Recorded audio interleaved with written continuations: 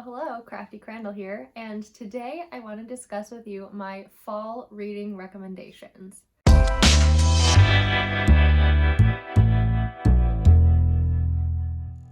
So first, I would like to preface this video by saying that I don't typically read any thrillers or horror novels, so if that's the type of recommendation you're looking for, this is not the video for you. I can recommend a channel, Carol T. Reads.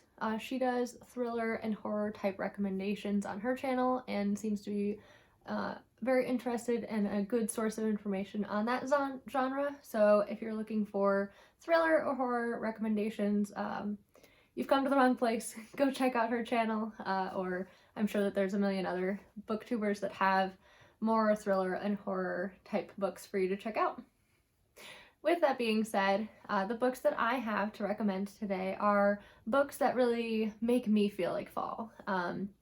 Some of them have some dark themes associated with them, which makes it more in line with the fall time. Some of them are more so stories of having a new start or kind of like the freshness that fall brings about as well. So without any further ado, here are my fall reading recommendations. The first book that I have here to discuss today is A Dying Machine by Mark Tremonti and John Shirley. Now, this book is potentially a difficult one to get your hands on right now, and I do apologize for recommending a book that is not easily found. However, this book is fall time for me. I have read it a few times now, and I plan on doing a reread here in the fall. It is an adult sci-fi novel following our main character, Brennan, who is an architect. He, in the very beginning of the story, has lost his wife and has built a house for her to essentially hold her coffin. Now, this is a futuristic society. I'm not entirely sure on the year, but it is set in the United States at some point in the future. And in losing his wife, Brennan is really coming to face like the loneliness associated with that and plans to do something about it. So he enters a lottery in which he has the potential to win what is called a vessel. Now, vessels are essentially robotic humans. They have a certain form of artificial intelligence built into them and are meant to replace the function of humans in people's lives. So he is acquiring this vessel through this lottery to have a companion because he has difficulty finding human companions and really found that that would be his path forward after having lost his wife. So the story ensues from there. He does win the lottery and acquire his vessel Stella, and Stella really becomes a focal point as she I wouldn't say she joins a rebellion to gain vessel independence, but let's just say that the themes are similar to that, and the book ensues from there. It is a fantastic book. Like I said, this one does have some darker themes to it, so just be aware of that going in. It's not all fluffy, happy romance. It is definitely a wild ride. And interestingly enough, with this book, there is an accompanying music album for it. So Mark Tremonti is my favorite guitarist.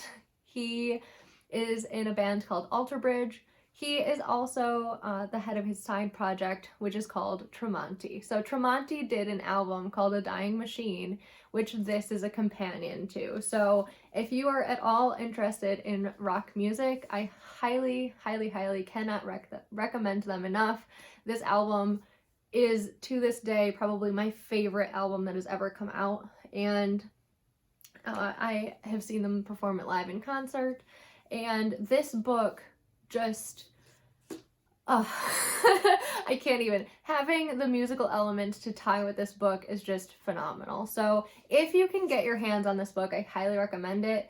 Right now, I'm not sure how you go about doing that because it was independently published, and so I got it when it was first released, when the album came out, but I think you can still find some copies floating around on eBay, and if and when this book is re-released or republished in its second edition, I would highly recommend looking out for it. And would highly recommend picking it up and reading it, especially in the fall time, because it is a fantastic fall read.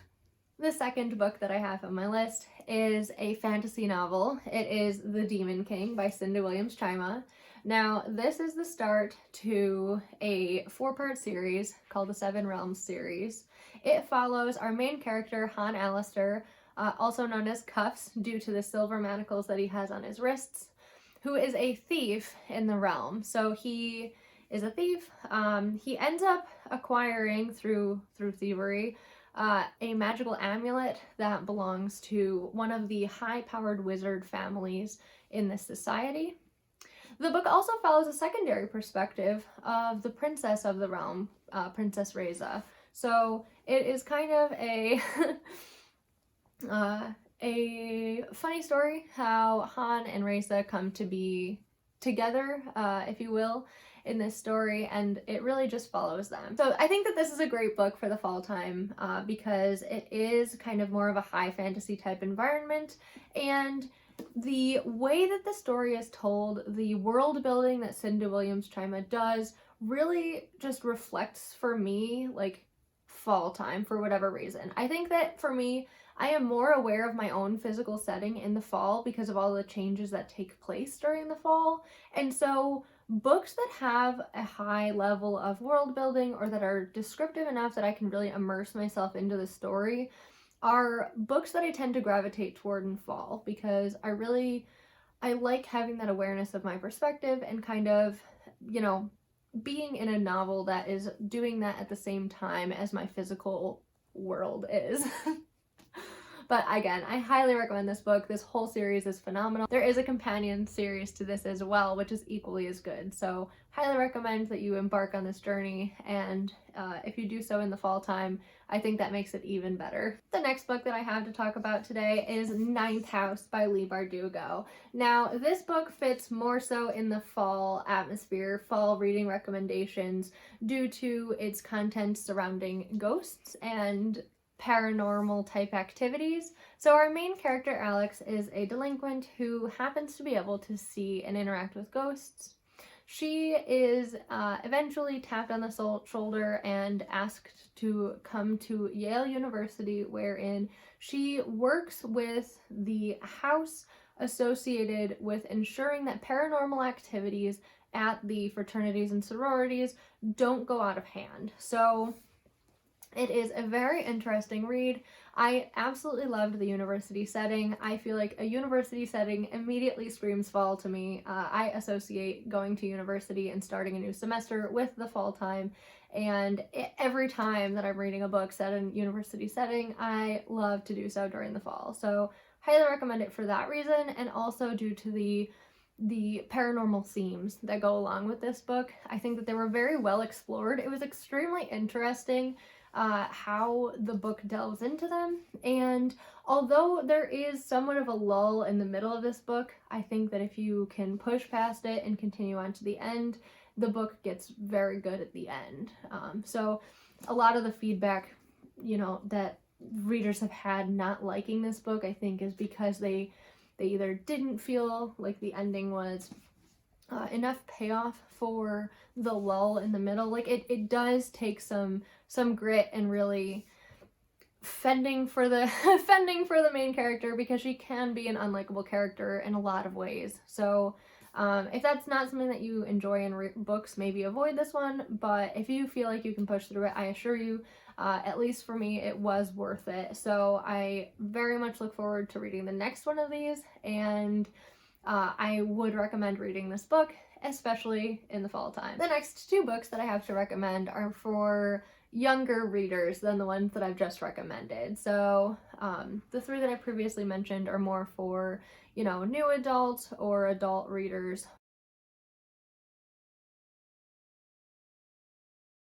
Whereas the next two books that I have are for really like more on the younger side of young adult / middle grade. So the first recommendation in that category that I have for you is Pendragon by DJ McHale. Now, this is a young adult fantasy series wherein our main character is what is called a traveler. So he can travel to different territories, and is always tasked with kind of like sorting out whatever problems are occurring in that territory. So in the first book, he is tasked with actually traveling with his uncle, who is currently the traveler for our existing world. And so he kind of guides his nephew and takes him on an adventure to another territory and kind of works through the problems that are occurring there. So the territory is under a war zone, and they have to kind of help the correct side win that war, essentially. So this book is a perfect fall read, in my opinion. It encompasses just a lot of that world building that I discussed earlier. I absolutely love the world of this society and this novel. I think that it really comes together nicely. So this is, I think, a 10 or 11 part series, and in each part of the series they visit different territories and we come across new side characters. So I absolutely love the side characters in this novel. I think that they're fantastic. And overall, as like a middle grade or a like new young adult type of series, I think this is a fantastic one to start with, especially because you can read so many books in this world and really just have, you know, a home, if you will, with this series. So highly recommend this one, especially in the fall time. The final book that I have to recommend as a fall reading recommendation is the Mediator series by Meg Cabot. Now, I recently read the first 2 books in this series. I borrowed them from a friend, and again, following the same lines as Pendragon, this series is definitely more middle grade / new young adult. I think that's something that I didn't know going into it. I thought it would be a little bit more adult. It wasn't. Fun fact. So as an adult reader reading this series, I didn't find it to be as compelling as it would have been had the story been more adult. But kind of along the same lines as Ninth House, this story follows a girl who can see and interact with ghosts. So she, as a mediator, is tasked with making sure that the ghosts are going where they need to go. So they're moving on past the realm of an in-between realm. They're kind of moving past that into the spirit realm, where they're no longer roaming the earth and are no longer interacting with the humans in such a fashion. Now, I grant you, none of the other humans know that the ghosts are interacting with them, but our main character does know that and can hear them, see them, interact with them, hit them on occasion.